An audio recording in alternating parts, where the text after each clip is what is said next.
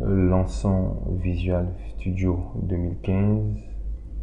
Voilà. Ensuite, nous venons sur Nouveau projet.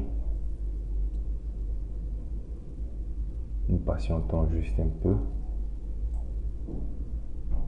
Voilà. Là, on demande. Tout d'abord, nous choisissons le modèle d'application. C'est web, c'est bien ça. Application web ASP.NET. OK. Pour le nom, nous allons mettre projet catalogue produit. Voilà, l'emplacement, c'est dans site web. OK. Ensuite, nous cliquons sur OK. Et là, nous allons choisir modèle ASP.NET.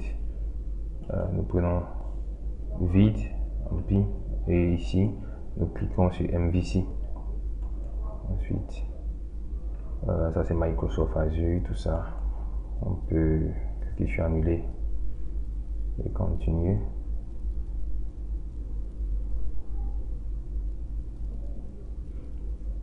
OK, nous patientons toujours.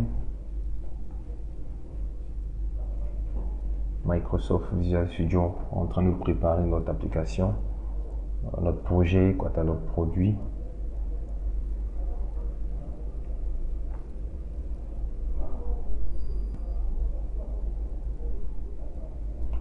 OK, vu que nous avons choisi le modèle MVC comme patron de conception, vous pouvez remarquer là le dossier relatif au modèle, le dossier relatif aux vues et le dossier relatif au contrôleur.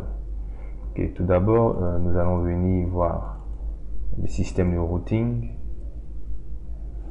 qui nous permet, en fonction des différentes requêtes, sinon en fonction des différentes pages que nous voulons afficher, faire des redirections. Ici, nous voyons que nous avons comme contrôleur par défaut Home et comme action par défaut Index avec un paramètre optionnel. Ce sont des choses que vous allez devoir creuser. Donc, nous allons créer un contrôleur du nom de Home. Nous venons sur clic droit contrôleur, ensuite ajouter contrôleur. Voilà, contrôleur MVC5. Donc, ajouter. Par convention, tous les contrôleurs se terminent par controller. Voilà, donc nous mettons ajouter.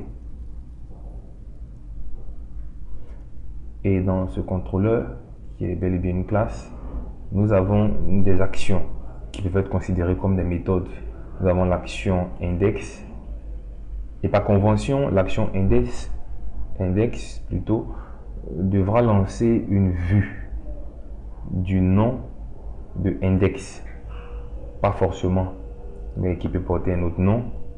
Dans ce cas, vous serez obligé de mettre le nom de cette vue-là. Et chaque vue créée devra s'afficher là.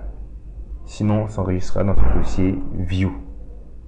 Voilà, à chaque fois que nous créons un contrôleur, il nous crée un dossier du même nom. Et dans ce dossier, nous aurons toutes les vues que vont lancer chaque action de ce contrôleur. J'espère avoir été un peu plus clair. Donc là, nous allons créer notre vue dans le dossier Home. Voilà, ajouter, nous mettons vue. Et la vue doit porter le même nom. Voilà, nous mettons index. Ici, nous cliquons sur utiliser une page de disposition, c'est-à-dire une page maître. Okay. Une page maître. Ensuite, nous cliquons sur ajouter.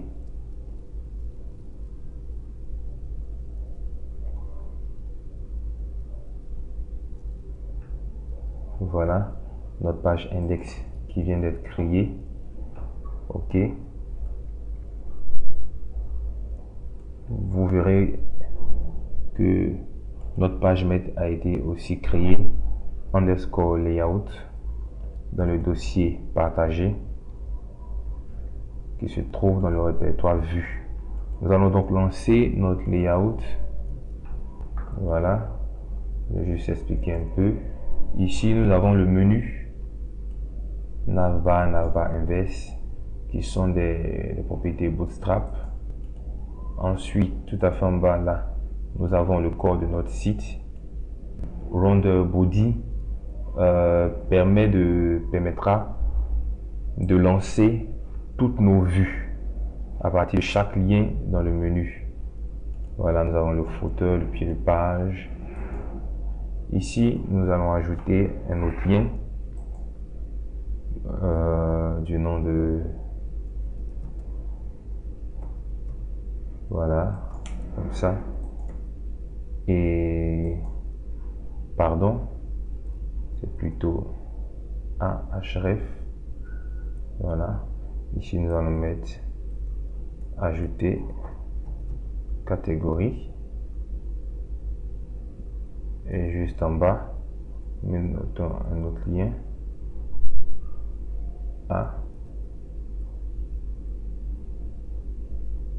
Pardon, chaque lien doit se trouver dans une balise LI. Voilà. Ensuite, LI, href,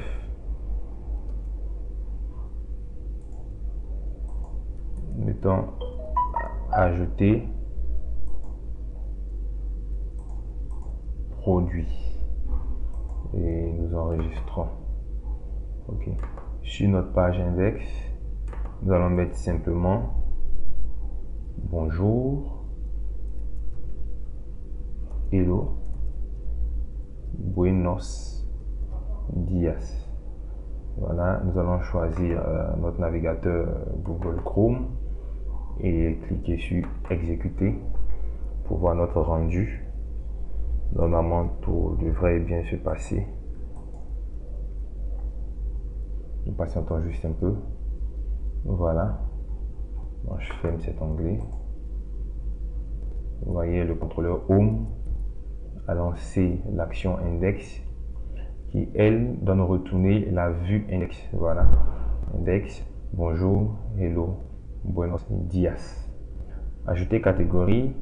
Si nous cliquons sur ajouter catégorie, voilà, rien ne se passe parce que sur chaque lien, aucune action n'a été associée. Voilà, nous pouvons revenir à notre application, ajouter ceci, balise href,